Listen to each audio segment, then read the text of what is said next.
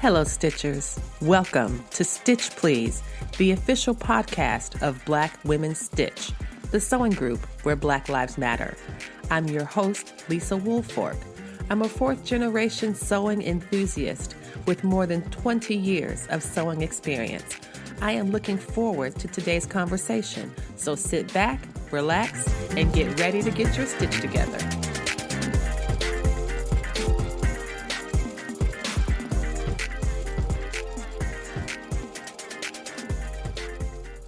Hey friends, hey, and welcome to the Stitch Please podcast. I'm your host, Lisa Woolfork, and as I say every week, this is a very special episode because this episode is about spring cleaning. Wait, hold up. Before I lose you, I meant spring cleaning your sewing space. Don't think I'm about to talking about spring cleaning your house. No. This is only about sewing stuff. So let's take a deep breath and just get back to the task at hand. Spring cleaning the sewing space. I came to this topic because I recently finished spring sewing of the garments that I traditionally do in the spring. This was a dress and 3 button-up shirts. 2 of those button-ups were short sleeve and 1 was long sleeve. So that's an additional placket and additional snaps. The sewing space was in a disarray. There was stuff everywhere and it just was really out of control. But the nexus, the center of that chaotic hurricane was my desk. So I decided that the desk was the priority in terms of getting things cleaned up. Usually after the end of a big project, there will be lots of mess and detritus all over the place. Stuff that was not that important to pick up at the time, and you left it there, and now you got to go back and get it. Or you're like, oh, gosh, okay, I have pushed the envelope on if I'm going to vacuum or not. Vacuum must happen now. This kind of critical mass is where I found myself. Made me realize that I do appreciate having a clean or clear workspace. This is why I have developed so many tips and strategies around tidying up stuff in the sewing space because I think as artists, we need stuff. The stuff that we have sparks joy. Every piece of fabric is potential. For me, rather than just eliminating or reducing disproportionately what I had in my collection, I started to treat it more like a collection and to think about where the fabrics that I would bring would fit into what I already had. And so because I have this kind of fabric intake system, just to name one example, it can make it easier to get things cleaned up because I know where things are supposed to go. Now, what I wanted to talk about today were just a few tips that I had that might apply and be useful for your space. And it's about the categories of work. When I approach my sewing space to get it cleaned up or organized, or when I'm trying to transition from a place of disarray and disorder to bring it back to a center, to bring it back to a place where I can get back to my joyful creations, I've identified 3 categories of work that help me to move through what could be a complicated and tiresome process. I divide the work into 3 categories: shallow, middling, and deep. Shallow, middling, and deep. And these terms refer to how much time, energy, resources, how much energy would be required to complete them, to start them, to get to the outcome that I wanted. What I wanted to talk about is how you can identify tasks in your space that can meet these categories so that you can best determine how your energy is going to be spent. Keep in mind that we love to sew. We want to be creative. We want to make things. We want to have the magic that is sewing in our lives again. And one way to do that for myself is to clear away what I've already done and already accumulated in the process of making so that I'm ready to start fresh and make something new. I love the making, I love the ending of the process, and I love the beginning of the process. But that space in between, wow, that was such a whirlwind of great activity. That was amazing. And wow, let's take a deep breath. We got this new project coming. It's so exciting. Let's go ahead and wash the fabric. That space is a mess. Like, I'm looking at mine right now. You know, the cutting table has animal crackers and Super Bubble and LaCroix cans and labels from the garment that I finished and embroidery floss and cutting tools. It's just like easy things to put away. But when I'm sitting here looking at it, it is not making me feel like, oh, I want to go over there and get started making something. That is a deterrent. I want us to clear away obstacles to making and creating. And one of those ways to do it is to clean up. And to make cleanup easy, I identify those tasks for myself. What's going to be shallow, what's going to be middling, and what's going to be deep. And we'll talk about some of those examples are after this break.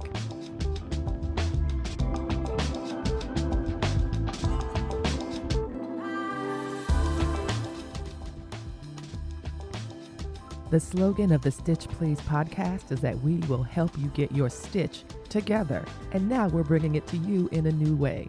The Stitch is a newsletter from Black Women Stitch, and I am delighted to tell you about it. What do you get when you sign up for the Black Women Stitch newsletter? You get to hear what's happening with Black Women Stitch in the Stitch Please podcast.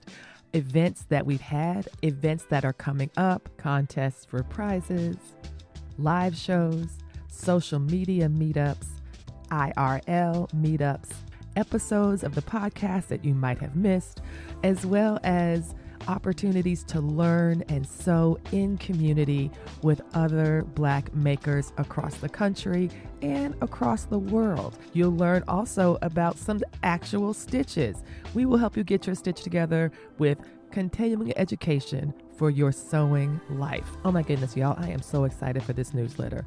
There's always things I want to tell you, but how? Well, now we have the Stitch. Sign up using the link in the show notes or on our website. We look forward to helping you get your stitch together soon.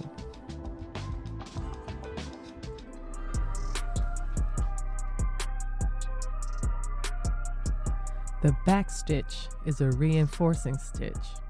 Sewn by hand or stitched by machine, the back stitch is a return with a purpose. On the Stitch Please podcast, our new Backstitch series will recall early and or favorite episodes of the podcast. And the best news, it's hosted by you. Yes, you. Thank you, you. Do you have a favorite Stitch Please podcast episode? Let us know by leaving a voice memo on our website. 5 minutes max. Let us know what episodes you love and why other people will love it too. And if we use your message on the show, you will receive an honoraria. So remember, the backstitch makes a seam stronger. Leave us a message so that your contribution can make the Stitch Please podcast that much stronger. You can find the link at the blackwomenstitch.org website or just click on it in the show notes for this episode. Hey friends, hey, welcome back to the Stitch Please podcast. We are talking this week about spring cleaning the sewing space, and I thought I would tell you more about the categories. And as I said earlier, they are shallow, middling, and deep. It's about the investment of energy, time, and resources that you would give to a particular task. A shallow task is something that does not take much time at all. It's something that you can do very quickly. You can do in passing. You can do when you are maybe doing something else.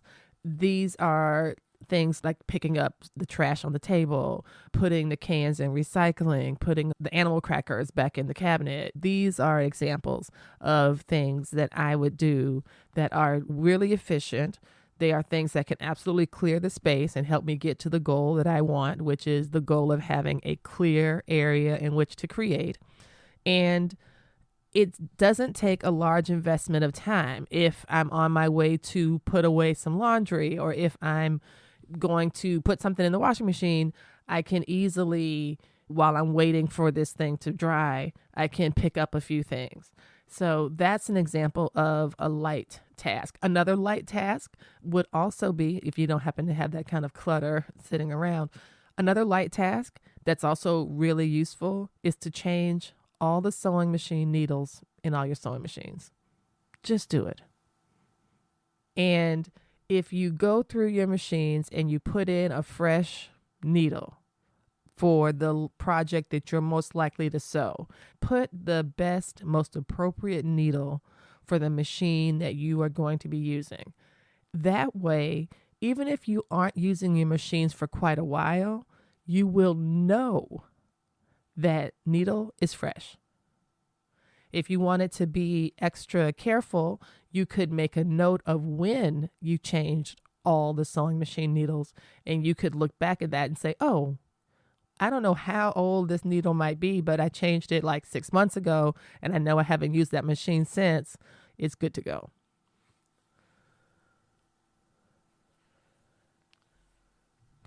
Now that I've talked about what a shallow task might be, let's talk about a middling one. A middling task is one that doesn't take that much time. It's obviously in the middle between being shallow and deep, and you have to decide for yourself what that is. But if we imagine that a light task could take 15 minutes and a deep task could take 3 to 6 hours of devoted work, then a middling task could take about an hour, or it could take as little as 20 minutes, but still have a significant impact or still take a lot of energy. So it doesn't matter so much how much time you're spending. It's about how you manage your energy, your investment. How much of the best possible time can you give to this outcome? Middling tasks for me involve sorting things out. It's really important to me, but it's also time consuming, and having to go through and see, okay, which of these pens are all dried out? Let's throw away the ones that are dried. Let's donate the ones that are good. When I'm releasing these things, it helps me to kind of clear away this space that is acting me with its clutter. So this kind of cleanup and a kind of a middling investment of my time, very useful. And to go into it knowing that, okay, this is going to involve some work. You're not going to be able to finish this in 10 seconds. Tasks take time. And this one will take a middling bit of time. And that time isn't just chronological time. It's measured for me in energy and potential for fatigue. And speaking of fatigue, now we get to the deep tasks. The deep tasks are those that benefit from focused and sustained attention over a duration of time. And that can be, is it going to be an afternoon? Will it be a week? Will it be a day? How will you break this down? And for me, a deep task is an extension of the sorting task that I described before as kind of middling, and that a deep task is one that either requires me to give deep concentration on nothing else for a period of time. That could be an hour, that could be 2 hours, it could be longer than that. But I find it sometimes exhausting if I'm not in the right headspace to focus on a task that requires this kind of deep concentration. And so one way I get myself into that zone is to explain this to myself, that this is something that I will be doing because I really want this outcome. I know this will be much better in the end. And so, yes, we will spend an hour cleaning off the desk, putting things away, getting rid of things, asking ourselves, why do we have 60 pens? on the desk when we could have the same 60 pens in another easily accessible location. And this, for me, is another advantage of taking your time to go through and give the work the kind of concentration that can best meet your needs. Because for me, I realized that having all of these choices just helped me to delay doing what I was going to do anyway. I had to find the right color pen, the right kind of pen. Oh, I don't know if that's the one. Oh, is that a good? And it's like, if you have 7 pens in there, that for me, 7 pens is not that many pens because I have to have the permanents, and then I have the friction, I have the writing ones, I have pencils, etc., etc. Highlighters, you got to have highlighters. All of it say 7 is a really good number when I'm pretty sure I had 60 in there. And when I had 60, I could never find anything I wanted. It's like with cable, you get 500 channels and there's nothing to watch. And that was like what my pencil box was, friends. My pencil box was cable television. And I just wanted to find a really lighthearted drama. And I could never find it buried in the pencil box of my cable television. I lost the thread of that metaphor, but I know you're with me. Identify what some of these deep tasks might be for you and what would be required for them to be completed. And don't feel like you can't think outside the box. You don't have to complete all these tasks by yourself. You can get people to help you. I was very fortunate to work with some neighborhood kids, some teenagers before the pandemic, who helped me organize my patterns and fabric and helped me by entering patterns into a database. You can hire people to help you do something very similar. I have my PDF patterns are in an Airtable database, and they have the instructions, the photos, and I'm really grateful for it. And I didn't have the time to do it all myself, but I was able to get a lot of support. Don't be afraid to ask for support. Sometimes it's a team lift. I saw this wonderful quote that said, the reason that you're tired all the time is that you're doing the work that usually a team would do. So it's like doing a whole group project on your own. The deep tasks don't have to be solo accomplishments. Before we wrap up today, I wanted to remind everybody that we have a Sew Along this Sunday, 3 p.m. Eastern Standard Time on the Black Sewing Network. You can find the information on TikTok as well as on Instagram. We are trying to broadcast it on multiple platforms, but there's information about it coming up in the next segment, and it's talking about how much I love making underwear. And come out and give it a try. I think you'll have a good time. I think you'll enjoy it. And even if you're not sewing, if you just want to watch and hang out and have a good time, sewing with the Black Sewing Network during their sew-alongs is a key. So I'm just reminding y'all to come through for that project. In the next segment, you will hear some really good details about the pattern if you want to make it. And if you know how to sew a straight line, and if you are not afraid of knits, and why are you afraid of knits? You should give it a try. Not the boxers, then another pair. It's really a fun thing to sew, and it's a very satisfying feeling. One of my favorite things to sew is undergarments, especially drawers, panties, however you say it, whatever the word is, whatever the term is in your region. I love making them. I believe that sewing underwear is one of the few opportunities that you can sew something for less than buying it. So I am a huge fan of underwear sewing. It's a huge scrap buster, and it is efficient, it's quick, and it's so satisfying. I have not bought drawers in 8 years. I'm just saying. And once you make a pair that you love, you won't buy any either, especially if you enjoy sewing with cotton lycra, double brush poly, or any of the breathable stretch fabrics that many of us use in garment sewing. This leads me to my third pattern, which is the Made for Mermaid Gable Boxer Brief. This is a wonderful pattern. And when I tell you it's simple to sew, I mean that. It is easy as 1, 2, 3. 1 elastic waistband, 2 hems, 3 seams. That's all you need, and you got a pair of boxer briefs. And check it out. You get a chance to sew with me and Julian Collins in a sew along. So I'm going to close this episode out with information about the collaboration between the Black Sewing Network and Black Women Stitch. Mark your calendars for April 16th, 3 p.m. Eastern Standard Time, where you can join us in a sew-along of the Made for Mermaids boxer brief patterns. Now, when I say us, who am I talking about?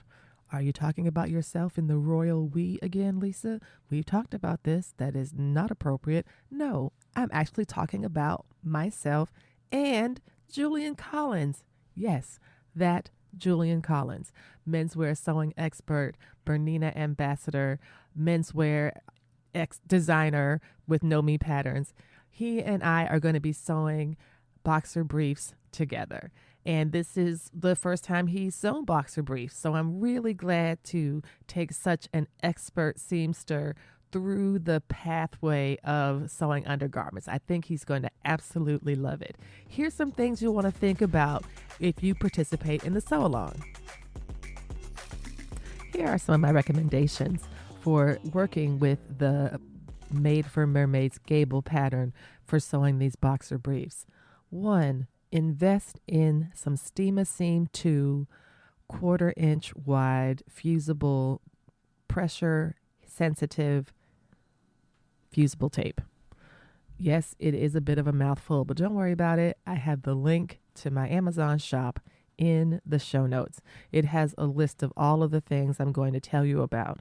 The reason this is important is that when you are working with cotton lycra, those fabrics can curl, and that makes them difficult to hem or to stay in place, even when you press well, even when you are taking all of your time to be careful, the fabric will still shrink up and act in resistant ways. The Steam Seam 2 helps the fabric to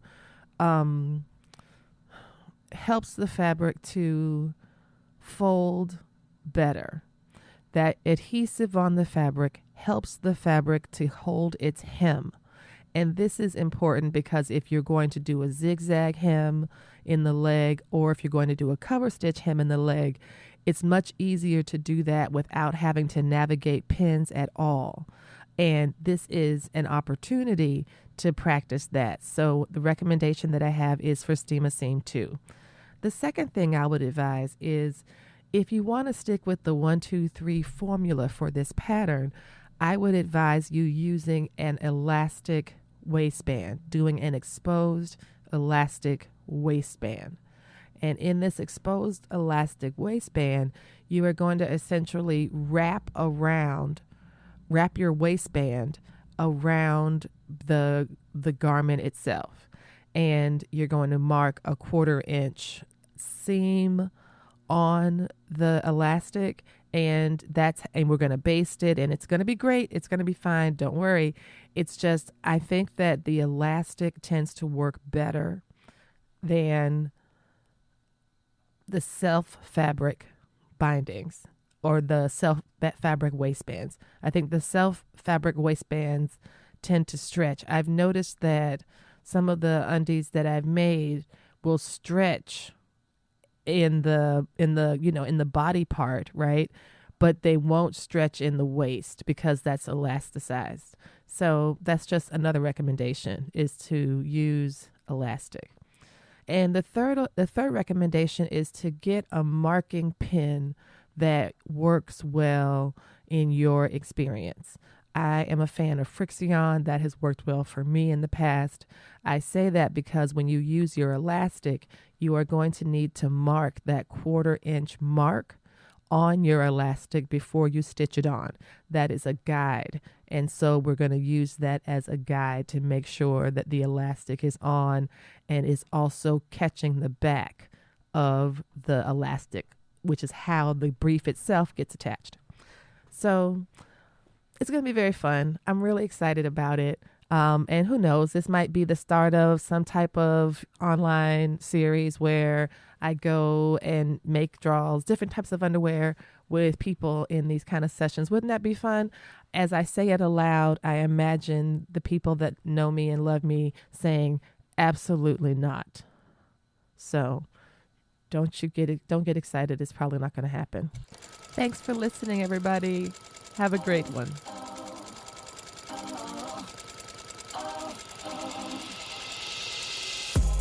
You've been listening to Stitch Please, the official podcast of Black Women Stitch, the sewing group where Black Lives Matter. We appreciate you joining us this week and every week for stories that center Black women, girls, and femmes in sewing. We invite you to join the Black Women Stitch Patreon community with giving levels beginning at $5 a month. Your contributions help us bring the Stitch Please podcast to you every week. Thank you for listening. Thank you for your support. And come back next week and we'll help you get your stitch together.